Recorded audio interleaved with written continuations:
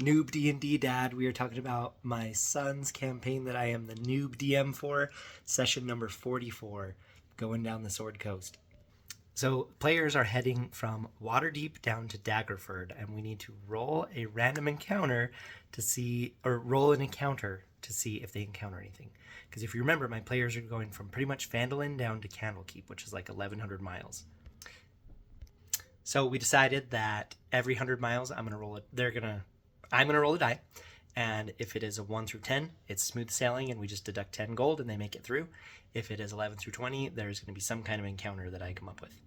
So a lot of people actually trash this book, but I had no idea what is in Daggerford, and apparently there's Lady Morwen Daggerford, and something orcs and goblins, and it's a little walled town with like 1,200 people in it, and there's guards and there's goblins, and I'm like, you know what?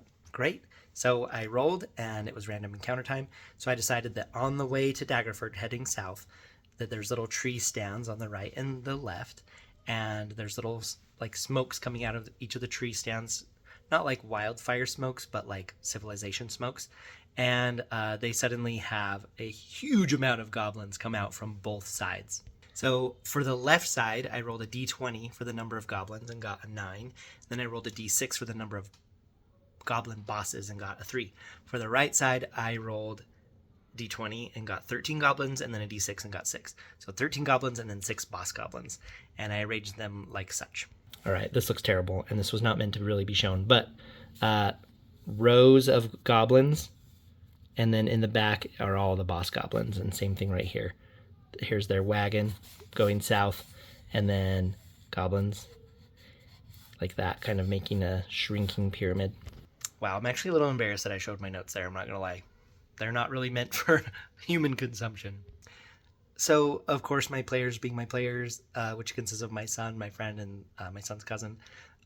Opening salvo, my son opens the window of the wagon and just launches a fireball, kills like 7 of them right away, and then it's my friend's turn. He launches a firebolt or a lightning bolt because he still had the lightning stuff in his eyes from the Tower of Storms mission from Dragon of Icespire Peak.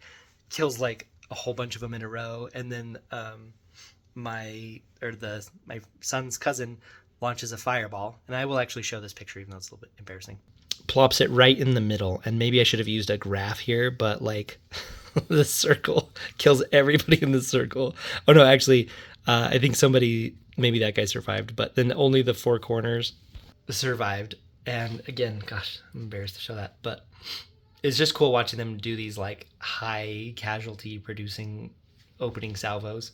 And the way that I describe it is when the fireball goes off, that it's like the goblins just turn into like overcooked goblin nuggets that just go flying everywhere. So it's basically like this field of goblin nuggets.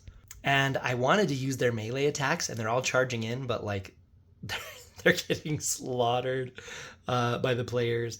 And so the normal goblins are using their short bows, and then the boss goblins are doing their double attack, which I'm translating to be they can do 2 javelins too. It says they can multi-attack with 2 scimitar attacks, but I'm like, 2 javelins. And I only have 2 targets because my son is staying in the wagon and just launching stuff out the door. And so it's just between my friend and the cousin, and the cousin actually ends up going down. He gets to 0 hit points. And then one of the goblins on the front row rolls a natural 1 to try and hit. And so then I roll, what did I say? Oh, so he rolls a natural 1, so I'm okay. If he rolls above a 10 on this d20, then he's going to shoot his buddy. So I roll, and it's above a 10, and so he shoots his buddy and hits him in the head and kills him. I love natural 1s. If you have cool stories of natural 1s, please share.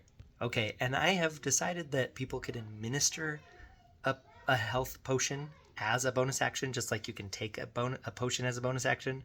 Tell me if that's too OP, but that's what I'm doing for now. Anyway, these guys just wipe the map. They just wipe the floor with these goblins. And just so you know, we need 14,000 XP to get to level 9. And at the end of this mission, from where they're at, they each have 3983.3 towards level 9. So still not quite there, which means I think by the time we get to Candlekeep, we can still do that level 8 mission to get to level 9. But they're getting XP on the way down there. So let's see, treasure roll. Oh, I did the same thing that I like doing, which I'm like, okay, if you get a 90 or above, there's a chance for a magic item. and that's just like a me thing that I'm doing. But I let them roll the treasure hoard because of in the new DMG it has that treasure hoard roll place, and the CR 0 through 4 has the magic item as a D4 -1, and my son rolled and got a 2, and then he used his heroic inspiration and rolled and got a 4, so that means 3 magic items. So we went down the line and each of them got a roll.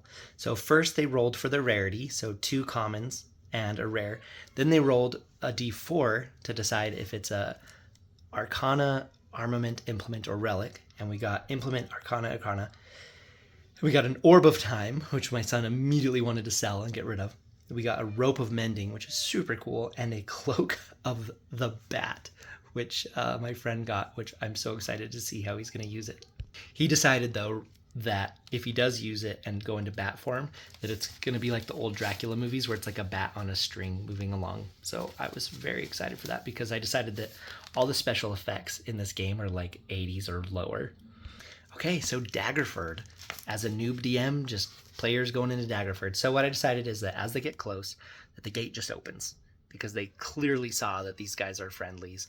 So the gate opens, and then the lady of the town comes out to meet them, and she's just like, thank you, I saw what you guys did, I heard what you guys did, thank you so much, we will take care of you, if all the food and lodging you need, and just let us know if you need anything. And my son ended up giving her the Orb of Time. He really wanted to sell it, and I'm like, there's not a magic store in here. So I'm like, okay, if you get a D20, if you roll a 20, you will find someone to buy this thing from you. And he didn't. And I'm like, okay, no one's going to buy it. He ended up giving it to the lady, which I thought was kind of cool. Okay, here's a little bit of housekeeping. I had them pay 100 gold to fix their wagon from all the acid from the black dragon they fought in the last one. And what else? I need to come up with an AC and HP for this wagon because stuff keeps shooting at it, and I'm deciding that people are going to start wanting to crack the egg and kill the wizard inside because it's ridiculous that he doesn't take any damage during these battles. So where I'm leaning towards, a normal wagon, according to something I checked online, is like AC 13, HP 15. I'm thinking their battle wagon is going to be AC 17, HP 250. Let me know what you think, if that's too high, too low, whatever, for like a war wagon. But the lady of Daggerford is like, you guys are welcome back here anytime. And I just think that went really well, and I think it's cool that they're establishing like places where they can lay their heads if they need to. And total side note, but my son was at his basketball game, and my friend was there, and 2 of his sons might be interested in joining the game. So I'm like, yeah, you can totally join. And in my head, and I'm now running through like, okay, how would they join? So they could like, if they join next week, they could totally be 2 citizens of Daggerford that want to join their party and go on adventures. So I'm kind of excited for that. That might be the case. I don't know. But as friends come and go and join the game, story-wise in my head, I need there to be a reason, not just that they pop up there, right? So I'm pre-planning for if characters join the game that they can be from like citizens of Daggerford that want to join the adventure party. I will say with the Sword Coast book, I'm so disappointed there's not a rip-out map like the other books have. So here is Waterdeep. Now they're in Daggerford. Now they're going to go here. I decided that there's, that's 200-ish or more miles between here and there. And there needs to be 2 different rolls for encountering stuff there. So the first one we rolled, so this is going to be next session. So we rolled, so there will be something, and then I rolled the difficulty of it. And so right now I have 3,000 XP to budget for whatever's going to attack them on the way.